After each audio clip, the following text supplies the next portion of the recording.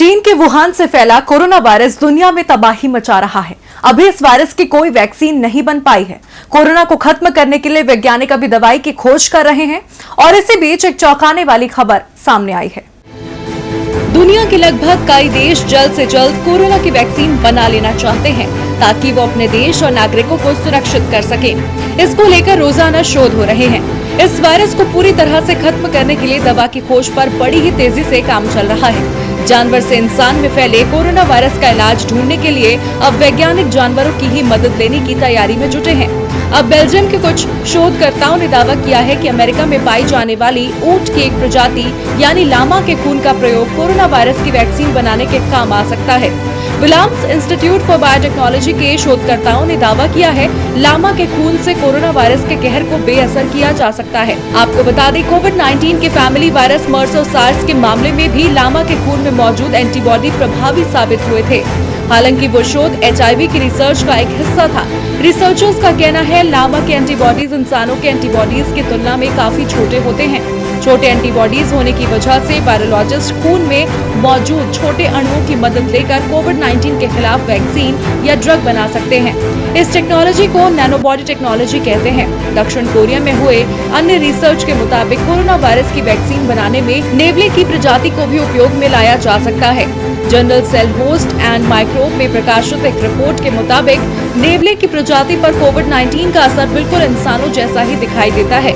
इसीलिए कोरोना का antivirus drug तैयार करने में इसकी काफी मदद ली जा सकती है। कोरोना वायरस महामारी से जुड़े मामलों की संख्या देश में लगातार बढ़ती जा रही है। हर रोज आंकड़ा तेजी से बढ़ रहा है, जो कि चिंता का विषय है। लेकिन इन सबके बीच कुछ राहत देने वाली खबरें भी आ रही हैं। पूरी दुनिया में जानलेवा कोरोना वायरस का कहर थमने का नाम नहीं ले रहा। दुनिया भर में कोरोना वायरस से संक्रमित मरीजों की संख्या बढ़ती जा रही है। वहीं कोरोना की चपेट में आकर मरने वालों की तादाद में भी इजाफा हो रहा है। भारत में कोरोना के कहर के बीच राहत की खबर तब सामने आई जब मणिपुर के मुख्यमंत्री एन बीरेन सिंह ने बताया कि अब उनके राज्य में एक भी कोरोना का केस नहीं है। सीएम की ओर से ट्वीट किया गया, मुझे ये बताते हुए खुशी हो रही है कि मणिपुर अब कोरोना मुक्त राज्य है। जो 2 मरीज सामने आए थे वो अब रिकवर हो गए हैं। अब दोनों का टेस्ट नेगेटिव आया है। ऐसे में राज्य में कोई नया केस सामने नहीं आया। मुख्यमंत्री ने कहा कि राज्य की जनता के द्वारा लॉकडाउन का सख्ती से पालन करने की वजह से ये संभव हो सका है। हालांकि अभी भी राज्य में लॉकडाउन से पूरी तरह की छूट की संभावना नहीं है। आपको बता दें, मणिपुर देश का ऐसा दूसरा राज्य है जिसने खुद को कोरोना मुक्त घोषित किया है। इससे पहले रविवार को गोवा सरकार की ओर से ऐसी जानकारी दी गई थी कि वहां पर अब कोई भी कोरोना वायरस का केस नहीं है। रविवार को गोवा के मुख्यमंत्री प्रमोद सावंत ने ऐलान किया था कि राज्य में अब तक कुल 7 लोग ठीक हो चुके हैं। ऐसे में राज्य में कोई भी नया कोरोना वायरस का केस नहीं है। राज्य में 3 अप्रैल के बाद से कोरोना का कोई केस नहीं आया। इसके बाद से ही किसी में भी कोरोना संक्रमण नहीं मिला है। इसके लिए उन्होंने लोगों का धन्यवाद दिया जिन्होंने सख्ती से लॉकडाउन का पालन किया। हालांकि गोवा के मुख्यमंत्री ने लोगों से भी अपील की कि वो 3 मई तक सख्ती से लॉकडाउन का पालन करें और किसी तरह की लापरवाही न बरतें। पूरा देश इस समय बड़ी मुसीबत का सामना कर रहा है। हालात ये हो गए हैं कि सरकार को कहना पड़ रहा है कि घर के अंदर रहें, सुरक्षित रहें, लोगों से दूरी बनाए रखें। अधिकांश लोग सरकार के निर्देशों का पालन भी कर रहे हैं, लेकिन समस्या है उनके खाने पीने की। कई जगह तो इसे लेकर सोशल डिस्टेंसिंग के नियम भी तोड़े जा रहे हैं। दिल्ली, सूरत और मुंबई में हमने ऐसे नजारे देखे हैं जहां भूख से परेशान लोगों को अब अपने गांव, अपने घर की याद सता रही है। जब इंसानों के खाने का इंतजाम मुश्किल होता जा रहा हो, वहां जानवरों की चिंता कौन करे। सड़कों पर आवारा घूमते पशुओं का व्यवहार भी इस कारण बदला बदला सा दिख रहा है। भूख से तड़पते इन जानवरों की सुध लेता कोई नहीं दिख रहा। लेकिन इन सबके बीच छत्तीसगढ़ से एक अलग ही तस्वीर सामने आई है, जहां राजधानी रायपुर में रहने वाले शाहू जी रोज आवारा पशुओं को चारा खिलाने के काम में जुटे हैं। आश्चर्य की बात तो यह है कि उनके पास एक भी जानवर नहीं है, लेकिन फिर भी जो जानवर उन्हें सड़क पर घूमता मिल जाता है उसकी सेवा में जुट जाते हैं। हमारे संवाददाता जितेश तिवारी ने उनसे बातचीत की। देखिए रिपोर्ट। का शुल्क दे करके बिना पैसे के नहीं लाता, मेरा एक स्वभाव है। अच्छा। क्योंकि ये जो देने वाले बहुत रहते हैं, कब जो देते हैं बेचारे लोग, तो कम से कम उनका रिक्शा का पैसा, नगर निगम टैक्स, साइकिल स्टैंड का पैसा उनका निकल जाए, वो पैसा देकर। और जिस दिन कमी होती है तो उस दिन खरीद कर मैं बोली में खरीद करके लाता हूँ। लगभग कितने लोगों को आप, कितने जानवरों को आप यहाँ पे वो करवाते हैं इनके लिए खाने की व्यवस्था? मेरे घर 18 से 20 जो है भैया, जो पर 18-20 वो है, पर जो रोड में घूमते हैं उन्हीं की व्यवस्था करता हूँ मैं। मेरा कोई खुद की गाय वगैरह नहीं है जो रोड में घूमती होंगी व्यवस्था। ये एक अनोखी पहल है जो साहू जी के द्वारा किया जा रहा है जो छत्तीसगढ़ में। ये बाजारों में घूम के और अपने पैसे उनको दे के वहाँ से जो भी सब्जी होती है उसको लेके आते हैं अपनी गाड़ी से लेके आते हैं और ये पशुओं के लिए एक अच्छी मुहिम छेड़े हुए हैं। इससे लगभग शहर के जितने भी पशुएं हैं वो इनके पास लगभग सभी पशुएं आती है और माना जाता है कि लगभग 50 से 60 पशुएं यहाँ पे आके चारा देती हैं। डीवी लाइव के लिए जितेश कुमार तिवारी, छत्तीसगढ़। पूरी दुनिया में कोरोना के कारण कोहराम मचा हुआ है। हर दिन कोरोना वायरस के नए संक्रमित मामले देश में सामने आ रहे हैं और इस बीच कोरोना वायरस के संक्रमण का पता लगाने के लिए टेस्टिंग एक अहम कड़ी के रूप में साबित हो रही है। पूरी दुनिया कोरोना के ज्यादा से ज्यादा टेस्ट पर जोर दे रही है। भारत में भी कोरोना के मरीजों की जांच में तेजी दिखाई दे रही है। वैसे भी विश्व स्वास्थ्य संगठन यानी WHO कह चुका है कोरोना को हराने के लिए सबसे जरूरी अगर कुछ है तो वो है टेस्ट। भारत में सवाल उठते रहे हैं कि टेस्टिंग कम होने से कोरोना से संक्रमित लोगों की सही संख्या पता नहीं चल पा रही है। हालांकि सरकार ने बीते दिनों क्षमता बढ़ाई है। शुरुआती दिनों में रोजाना करीब 15,000 टेस्ट हो रहे थे तो वहीं अब 25,000 से ज्यादा लोगों की जांच हो रही है।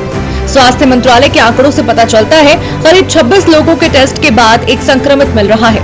आइए बताते हैं आपको दुनिया के अन्य देशों में एक मरीज को ढूंढने के लिए कितने टेस्ट करने पड़ रहे हैं और भारत की तुलना में ये आंकड़ा क्या है।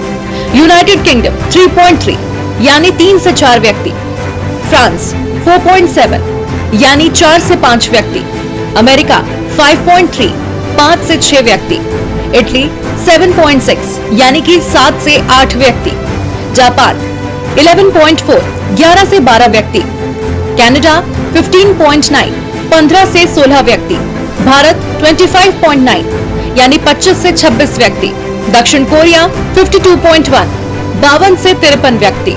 यानी भारत में 26 टेस्ट पर एक कोरोना संक्रमित व्यक्ति मिल रहा है। दुनिया के ज्यादातर देशों में जांच से पहले मरने वालों का टेस्ट नहीं हो रहा। हो सकता है उनमें कई लोग संक्रमित हों। वहीं भारत में दूसरे देशों की तुलना में अभी हालात काबू में हैं, लेकिन ज्यादातर विशेषज्ञ ज्यादा से ज्यादा टेस्ट करने की सलाह दे रहे हैं। वहीं कई राज्यों में रैपिड टेस्ट शुरू हो गए हैं, जिसमें दिल्ली और उत्तराखंड जैसे राज्य शामिल हैं, जहां रैपिड एंटीबॉडी टेस्ट शुरू होने जा रहा है। आपको बता दें, जब आप किसी वायरस या किसी पैथोजन से संक्रमित होते हैं तो शरीर उससे लड़ने के लिए एंटीबॉडीज बनाता है। रैपिड एंटीबॉडी टेस्ट के जरिए इन्हीं एंटीबॉडी का पता लगाया जाता है। खून में मौजूद एंटीबॉडी से ही पता चलता है कि किसी व्यक्ति में कोरोना या किसी अन्य वायरस का संक्रमण है या नहीं। बीते दिनों स्वास्थ्य मंत्रालय की प्रेस कॉन्फ्रेंस में भारतीय चिकित्सा अनुसंधान संस्थान के डॉक्टर रमन आर गंगाखेडकर ने कहा है, अभी किट की कुछ कमी है। आम जन इस रैपिड टेस्ट की मांग ना करें। इसका इस्तेमाल कोरोना की जांच के लिए नहीं, बल्कि महामारी के प्रसार का पता लगाने के लिए किया जाएगा।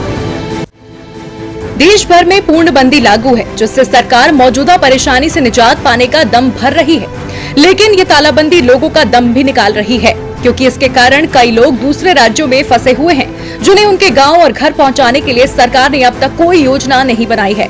यही कारण है कि ये प्रवासी लोग अब जीना ही नहीं चाहते। जिस गुजरात मॉडल का बखान प्रधानमंत्री मोदी देश विदेश में करते नहीं थकते, वो मॉडल भी अब विफल होता नजर आ रहा है। जी हाँ, गुजरात में भी हालात खराब हो रहे हैं। गुजरात के एक स्थानीय अखबार के मुताबिक 2 प्रवासी लोगों ने अपनी जीवन लीला समाप्त कर ली है। अखबार के मुताबिक तालाबंदी के चलते काम न होने और अपने घर लौटने में असमर्थ होने के दबाव में इन दोनों ने ये कदम उठाया, जिसके चलते अब बीजेपी सरकार को कांग्रेस ने जमकर खरी खोटी सुनाई है। कांग्रेस ने ट्वीट किया, गुजरात भाजपा सरकार की विफलता का ये आलम है कि सूरत में मजदूर जिंदगी गंवा रहे हैं और घर जाने की मांग को लेकर सड़कों पर उतर रहे हैं। सरकार की तरफ से मदद पहुंचाने के दावे भी खोखले साबित हो रहे हैं। तथा कथित गुजरात मॉडल की हकीकत देश के सामने आ रही है। आपको बता दें, देश भर में लागू तालाबंदी में फंसे लोगों की हालत का अंदाजा एक गैर सरकारी संगठन स्ट्रैंडेड वर्कर्स एक्शन नेटवर्क यानी स्वान के की एक सर्वे से मिलता है। ये सर्वे तालाबंदी के पहले चरण की अवधि यानी 25 मार्च से 14 अप्रैल के बीच 11,159 प्रवासी श्रमिकों पर किया गया है। 15 अप्रैल को जारी की गई सर्वे की रिपोर्ट में कहा गया, 14 अप्रैल तक 89% प्रवासी श्रमिकों को उनके एम्प्लॉयर ने वेतन का भुगतान नहीं किया है, जबकि 96% सरकारी राशन से भी महरूम है। ऐसे में साफ है कि लोग अपने जीवन से हताश हो चुके हैं और मजबूरन ये कदम उठा रहे हैं। और विपक्ष सरकार की आंखें खोल रहा है। ऐसे में विपक्ष के इन तल्ख तेवर पर बीजेपी सरकार की क्या प्रतिक्रिया आती है, देखना होगा। दिल्ली विधानसभा चुनाव में आम आदमी पार्टी की योजनाओं को लेकर विपक्ष ने जमकर सरकार के खिलाफ माहौल बनाया। केजरीवाल को घेरने का कोई मौका नहीं छोड़ा, लेकिन विरोधियों की कोई तरकीब काम नहीं आई और दिल्ली विधानसभा चुनाव में केजरीवाल को एक बार फिर बम्पर जीत मिली। विधानसभा चुनाव के दौरान ऐसे पहली बार देखने को मिला था, जब एक मुख्यमंत्री जनता से कह रहा हो, अगर जनता को लगता है उसने काम किया है तभी उसे वोट देना। विधानसभा चुनाव में जनता का प्यार भी केजरीवाल को खूब मिला और एक बार फिर आम आदमी पार्टी दिल्ली की सत्ता पर काबिज हुई। चुनाव के दौरान फ्री बिजली पानी का मुद्दा भी खूब चला था। विरोधी कह रहे थे, चुनाव खत्म होने दीजिए, जनता को मिल रही रियायतें आप सरकार वापस ले लेगी। लेकिन केजरीवाल सरकार ने जो वादा किया वो निभा भी दिया। केजरीवाल सरकार ने ऐलान कर दिया कि दिल्ली वालों को पहले की ही तरह 200 यूनिट बिजली फ्री मिलती रहेगी। केजरीवाल सरकार ने ये आदेश नए वित्त वर्ष 2020-21 के लिए जारी किया है। सरकार ने 400 यूनिट तक 50% बिजली की छूट भी जारी रखी है। बिजली पर अलग अलग सब्सिडी पर सरकार को करीब 2800 करोड़ का खर्च आएगा। सरकार के इस फैसले का दिल्ली के करीब 30 लाख घरेलू उपभोक्ताओं को फायदा मिलेगा। ये सब्सिडी दिल्ली में सभी बिजली कंपनियों पर लागू होगी। इसके अलावा दिल्ली सरकार ने बीते साल दिसंबर में दिल्ली की विभिन्न अदालतों में वकीलों के चैम्बर के लिए भी घरेलू दर पर बिजली देने का ऐलान किया था। कैबिनेट से इसे मंजूरी भी मिल गई थी। ये चालू वित्त वर्ष 2020-21 में भी जारी रहेगा। ऐसे में विपक्ष केजरीवाल के इस फैसले पर क्या प्रतिक्रिया देता है, इसका बेसब्री से इंतजार होगा। किसका समय कब बदल जाए कुछ कहा नहीं जा सकता और मौजूदा दौर में भी कुछ ऐसा ही देखने को मिल रहा है, क्योंकि कभी अपनी शर्तों पर बिकने वाला कच्चा तेल कौड़ियों के भाव बिक रहा है। जी हाँ, 1986 के बाद पहली बार कच्चे तेल की कीमत शून्य से भी नीचे चली गई। यह अमेरिकी benchmark crude West Texas intermediate यानी कि WTI की कीमत में इतिहास की सबसे बड़ी गिरावट है। दरअसल मई महीने में तेल का करार नेगेटिव हो गया है। मतलब ये कि खरीदार तेल लेने से इनकार कर रहे हैं। खरीदार कह रहे हैं तेल की अभी जरूरत नहीं, बाद में लेंगे। वही उत्पादन इतना हो गया है कि अब तेल रखने की जगह नहीं बची है। भारत की गिनती भले ही दुनिया के उन टॉप देशों में होती हो जो तेल के सबसे बड़े आयातक हैं, लेकिन अमेरिकी क्रूड के नेगेटिव होने का भारत में खास असर नहीं पड़ेगा। अमेरिका में अगर कच्चा तेल मुफ्त भी हो जाता है तो पेट्रोलियम कीमतों के लिहाज से भारत को बहुत फर्क नहीं पड़ेगा, क्योंकि भारत में जो तेल आता है वो लंदन और खाड़ी देशों का मिश्रित पैकेज है, जिसे इंडियन क्रूड बास्केट कहते हैं। इंडियन क्रूड बास्केट में करीब 80% हिस्सा ओपेक देशों का और बाकी लंदन ब्रेंट क्रूड और अन्य का होता है। इतना ही नहीं, दुनिया के करीब 75% तेल डिमांड का रेट ब्रेंट क्रूड से तय होता है। यानी भारत के लिए ब्रेंट क्रूड का रेट महत्व रखता है, अमेरिकी क्रूड का नहीं। आज के भाव की बात करें तो ब्रेंट क्रूड करीब $25 प्रति बैरल के आसपास चल रहा है और इंडियन बास्केट का क्रूड करीब $20 प्रति बैरल के आसपास चल रहा है। यानी भारत के लिए कच्चा तेल अब भी $20 प्रति बैरल के आसपास है। कुल मिलाकर देखा जाए तो अमेरिका में सस्ते हुए तेल का ज्यादा फायदा भारत को नहीं मिल रहा। देश पर आई स्वास्थ्य मुसीबत ने सब कुछ अस्त व्यस्त कर दिया है। तालाबंदी में गरीबों और जरूरतमंद लोगों के सामने भूखे रहने की नौबत आ गई है, जिसके मद्देनजर कांग्रेस ने एक बार फिर आवाज बुलंद की है। इन लोगों के खातों में मोदी सरकार की ओर से ट्रांसफर की गई सहायता राशि को नाकाफी बताते हुए कांग्रेस पार्टी ने हर खाते में 7500 रुपए देने की मांग की है। पार्टी ने कहा, हर जनधन खाते, पेंशन खाते में 7500 रुपए जमा किए जाएं। पूर्व प्रधानमंत्री डॉक्टर मनमोहन सिंह के नेतृत्व में गठित सलाहकार समूह की पहली बैठक के बाद कांग्रेस नेता जयराम रमेश ने मोदी सरकार के सामने ये मांग रखी है। वहीं कांग्रेस पार्टी के सलाहकार समूह की बैठक में लिए गए फैसलों के बारे में बताते हुए जयराम रमेश ने कहा, लघु एवं मध्यम उद्योग को पुनर्जीवित करने, फसल खरीद को लेकर कांग्रेस पार्टी ने एक विस्तृत प्लान तैयार किया है। इसे 1 से 2 दिन में मोदी सरकार को सौंपा जाएगा। उन्होंने कहा, हमने MSME को नया जीवन देने के लिए बहुत ठोस प्लान तैयार किया है। हम जल्द इसे सरकार को सौंपेंगे। आपको बता दें, तालाबंदी में गरीबों की मदद के लिए 26 मार्च को वित्त मंत्री निर्मला सीतारमण ने 1.70 लाख करोड़ रुपए के पैकेज का ऐलान किया था। इसके तहत जरूरतमंद लोगों को अनाज और कैश ट्रांसफर की घोषणा की गई थी। निर्मला सीतारमण ने कहा था कि योजना के तहत अन्नदाताओं, मनरेगा, गरीब विधवा, गरीब पेंशनधारी और जनधन अकाउंट धारी महिलाओं, उज्ज्वला योजना की लाभार्थी महिलाएं, स्वयं सेवा समूह की महिलाएं और संगठित क्षेत्र के कर्मचारियों, कंस्ट्रक्शन से जुड़े मजदूरों को मदद दी जाएगी। सभी महिला जनधन खाता धारकों को 3 महीने तक 500 रुपए, विधवा बुजुर्ग पेंशन खातों में 500 रुपए दिए जाएंगे। सरकार ने अब तक कुल 36,659 करोड़ रुपए लोगों के खातों में डीबीटी के जरिए भेजे हैं, लेकिन कांग्रेस ने आज इन इंतजामों को नाकाफी बताते हुए कुछ और मांग भी केंद्र के सामने रख दी है। कब तक सरकार कांग्रेस की मांग पर ध्यान देती है, ये तो वक्त ही बताएगा।